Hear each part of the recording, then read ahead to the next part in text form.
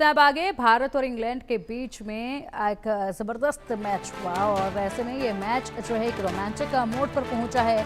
Bharat England के दोनों की पहली पारी 387 रनों पर समाप्त हुई है। तीसरे दिन का खेल खत्म होने तक इंग्लैंड ने दूसरी पारी में बनाए हैं 2 रन। इंग्लैंड ने दूसरी पारी में 2 रन की बढ़त बनाई है। दोनों टीमों ने अपनी पहली पारी में यहां पर 300 से ज्यादा रन बनाए। केएल राहुल ने अपने टेस्ट करियर का 10वां शतक भी यहीं से जड़ा है।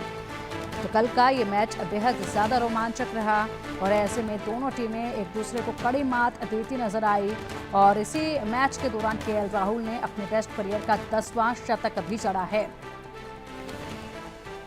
387 रनों पर समाप्त हुआ है मैच। इंग्लैंड ने दूसरी पारी में 2 रन की बढ़त बनाई है। दोनों टीमों ने अपनी पहली पारी में 387 रन बनाए हैं।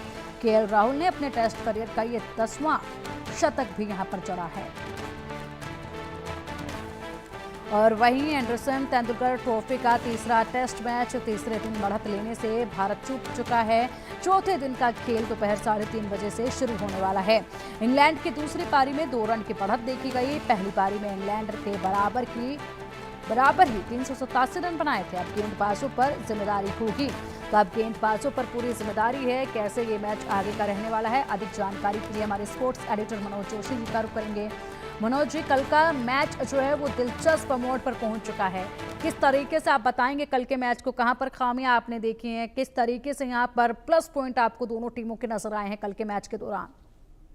देखिए, जहां तक खामियों का सवाल है तो 11 रन में 4 विकेट अगर आप खो देते हैं तो अपनी बढ़त को आप गंवा देते हैं। बिल्कुल ये वही स्थिति है जैसे पहले हुआ। भारत की जो गेंदबाजी थी नई गेंद से बहुत शानदार थी और उसके बाद हमने विकेट भी चटकाए, लेकिन उसके बाद हमने लोअर ऑर्डर के बल्लेबाजों को रन बनाने की एक तरह से छूट दे दी और उनके जो ब्रेंडन कार्स जैसे खिलाड़ी जो कि लोअर ऑर्डर के पुछल्ला बल्लेबाज हैं, 90 नंबर के बल्लेबाज हैं, वो हाफ सेंचुरी बनाने में कामयाब हो गए। और वो जो 70-80 रन की जो 80 रन की जो लीड थी वो भारत के लिए बहुत आत्मघाती साबित हुई। यानी उनका लोअर ऑर्डर चला, आपका लोअर ऑर्डर नहीं चला और आपने 11 रन में 4 विकेट खो दिए। ये दूसरी बड़ी भारत की समस्या थी। अगर पॉजिटिव्स देखें, अगर जैसा कि आपके सवाल का जो दूसरा हिस्सा है, पॉजिटिव यही है जी कि भारत के जो दोनों बल्लेबाज हैं, केएल राहुल का जो जबरदस्त टेम्परामेंट दिखाई दिया, लॉर्ड्स के मैदान पर दूसरी सेंचुरी बनाना बैक टू बैक, क्योंकि पिछले मैच में उन्होंने भारत को जीत दिलाई थी लॉर्ड्स के मैदान पर जब 2021 का दौरा हुआ था। और उसके बाद अब जो है उन्होंने ऋषभ पंत, जो कि बिल्कुल उनसे विपरीत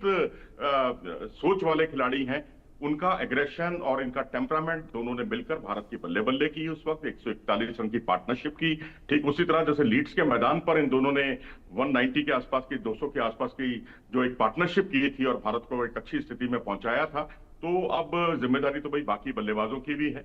और अब क्योंकि अब बहुत कुछ, मैं कहूंगा स्कोर बेशक बराबर है दोनों टीमों का, जैसा कि अभी आपने थोड़ी देर पहले बताया, लेकिन पलड़ा इंग्लैंड का भारी है क्योंकि 60% मैच उनके पक्ष में है, 40% इनके भारत के पक्ष में है। ऐसा इसलिए है क्योंकि चौथी पारी भारत को खेलनी है और इसी मैदान पर जो है लॉर्ड्स के मैदान पर अब स्थितियां ये हैं कि रन बनाना इतना आसान नहीं है। चौथी पारी बहुत चैलेंजिंग है। यहाँ अगर आपके पास 50-60 रन की लीड होती तो अंग्रेज अगर 250 रन भी बनाते इस पारी में, तीसरी पारी में, यानी उनकी दूसरी पारी और कुल मिलाकर तीसरी पारी में, तो भी वो 50 रन की बढ़त से आप उसको 200 रन का टारगेट करते जो बहुत चेजेबल था। लेकिन 250 प्लस का टारगेट यह बड़ा मुश्किल है। स्पिनर्स की भूमिका बहुत अहम होने वाली है क्योंकि जिस तरह से जो रूट को पिच पर काफी मदद मिली है स्पिनर के तौर पर, तो मैं समझता हूं कि भारतीय स्पिनर्स भी इसका निश्चित तौर पर फायदा उठाएंगे और हमारे पास तो 2-2 स्पिनर्स हैं। बिल्कुल। इसी के साथ मनोज जी, अगर बात की जाए तो आज के मैच पे क्या आपको नजर आता है, क्योंकि यहाँ पर गेंदबाजों पर आज पूरी तरीके से जिम्मेदारी रहने वाली है, लेकिन साथ ही क्या इसको लेकर कोई रणनीति बदलती नजर आएगी? क्योंकि कल के मैच में देखा जा चुका है, उसके बाद आज के मैच में कुछ नई चीजें अगर देखी जाए, कोई रणनीति बदली जाए, या फिर आपको लगे कि कुछ ऐसा करना चाहिए बदलाव जिसके बाद बेहतरीन पारी खेली जा सकती है, कोई बदलाव जो आपके जहन में हो? आपके सवाल का दूसरा हिस्सा बड़ा इंटरेस्टिंग है, रोचक है, और मैं उसी पर ही आना चाहूंगा क्योंकि जो नर्सरी एंड है और एक तरफ पवेलियन एंड है। नर्सरी एंड से जब बॉलिंग की जाती है तो वहां पर काफी मदद मिली है। WTC के फाइनल में भी हमने देखा, यहां भी हम देख रहे हैं कि यहां भी नर्सरी एंड से तेज गेंदबाजों को अच्छी मदद मिल रही है। तो बेहतर तो यही होगा, आदर्श स्थिति ये है कि आप वहां से जसप्रीत बुमराह और मोहम्मद सिराज को आक्रमण पर लगाएं और दूसरे छोर पर आप जो पवेलियन एंड है वहां से अपने स्पिनर्स को लगाएं।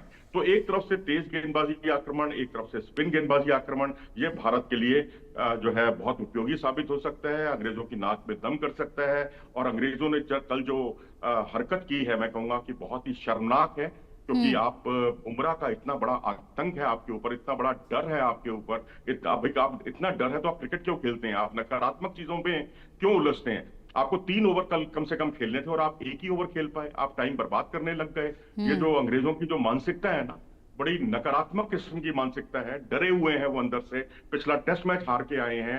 और हम्म। यहाँ पर जिस तरह से भारत ने उनके स्कोर की बराबरी की है, उनको एक मुंह तोड़ जवाब दिया है, उससे जो है एक बहुत नकारात्मक खेल खेलने लगे हैं। आपके पास गेंदें नहीं है इस तरह की ढंग की कि वो हम्म। जो आकार ना खो पाए, या बहुत जल्दी सॉफ्ट हो जाती हैं। 10 ओवर के बाद ही आपकी गेंदें बदल जाती हैं। हम्म। मुझे याद है अच्छी तरह, जब इंग्लैंड के यही अंग्रेज लोग जब भारत आए थे, तो एसजी गेंद जो 30 ओवर के बाद या 40 ओवर के बाद जिसने आकार थोड़ा बदला था, उस पर अंग्रेजी मीडिया जो है, ब्रिटिश मीडिया, उसने तूफान मचा दिया था। हाहाकार हो गया था कि भाई हिंदुस्तान में तो जाने की जरूरत ही नहीं है, यहाँ हम्म। गेंदें ही नहीं मिल पाती। अब आपके यहाँ क्या हो रहा है? आपके यहाँ तो 8 ओवर के बाद ही गेंद की शेप बिगड़ रही है। हम्म। और आप जो गेंद दूसरी बदलते हो, वो भी आप उसमें वो वैसा मूवमेंट ही नहीं होता। आप जो रूट बचाव करें, चाहे वो पुराने कमेंट्री बॉक्स में नासिर हुसैन उनका बचाव करें या माइक एथर्टन उनका बचाव करें, तो ये अंग्रेजों को अपनी सोच बदलने की जरूरत है। और क्योंकि भारत उनको अब मुंह तोड़ जवाब देने लगा है, और यही मानसिकता मुझे लगता है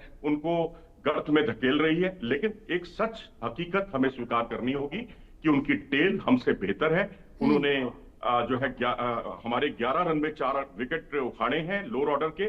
तो उससे जो हमें लाभ की स्थिति मिलनी चाहिए थी, जो ऋषभ पंत ने और केएल राहुल ने जो जमकर बल्लेबाजी की है, उसका हम फायदा नहीं उठा पाए हैं। इसीलिए मैं कह रहा हूं कि मैच 60% अभी भी अंग्रेजों के पक्ष में है, 40% भारत के पक्ष में है, क्योंकि चौथी पारी हमें खेलनी है। तो अब यहां से हमारे स्पिनर्स का रोल बहुत अहम होने वाला है यहाँ पर लॉर्ड, क्योंकि यहाँ हैवी रोलर का इस्तेमाल किया गया है और यहाँ दरारें होंगी, उन दरारों का फायदा उठा सकते हैं, रफ पैचेस का फायदा उठा सकते हैं हमारे स्पिनर्स।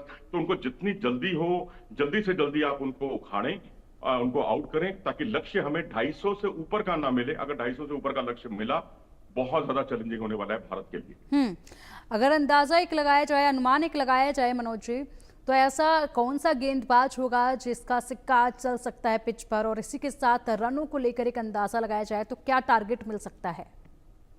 देखिए जी, एक तो रविंद्र जडेजा जो रफ पैचेस हैं उसका फायदा उठाएं, जैसा कि उन्होंने पिछले टेस्ट में जो बेन स्टोक्स के खिलाफ उन्होंने उठाया था रफ पैच का। वो बात दूसरी है कि बेन डकेट ने लगातार रिवर्स स्वीप मार मार कर जो है 36 रन बटोर लिए थे उनके सामने।